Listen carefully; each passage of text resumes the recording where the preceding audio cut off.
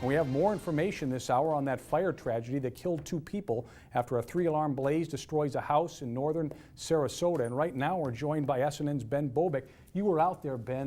This sounded like it was a real tragedy. Yeah, well, around 3 p.m., firefighters responded to the 3800 block of Sugar Lane near Kensington Park at a residence for a blaze that initially came in as a 2-alarm fire. According to the Sarasota County Fire Dispatch, Traffic Battalion Chief confirmed there are in fact 2 bodies found in the home. A 3rd patient was transported to an area hospital. Sarasota County Fire Department Chief Mike Redinger says they had to break a wall down to rescue one of the people inside the home. Upon arrival, we were making a determination that we had one victim on one side of the house. So we asked for additional resources. When the additional resources were here, we were in the process of removing the victim while we were also taking care of the fire, and that's when unfortunately we found the other 2 deceased personnel. And the chief says the residence suffered extensive damage and is a total loss. We'll have more details as soon as they become available, but I was out there and I got a chance to chat with some neighbors about it, and the one said a power line was down in the area. So FBL was called and they shut off all power in the area, and they had to cut some tree limbs.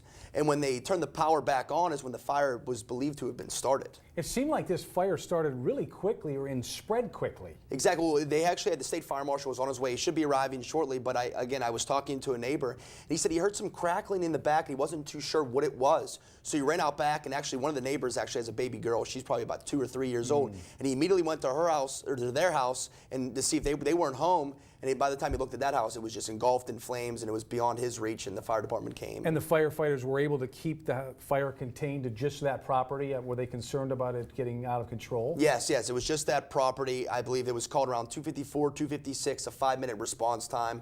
They were out there in full force. The sheriff's office was there keeping everything contained, but the house, looked like there was a lot of things going on in there. It was completely a loss. I mean, it's sad to see on Wednesday afternoon, but it's really happy sad. It was definitely worried about that baby girl. I got the chance to see her, and she was the cutest little thing, and thank God she's safe, but it's sad that we lost some people today. Absolutely. And did they mention, were there any pets inside?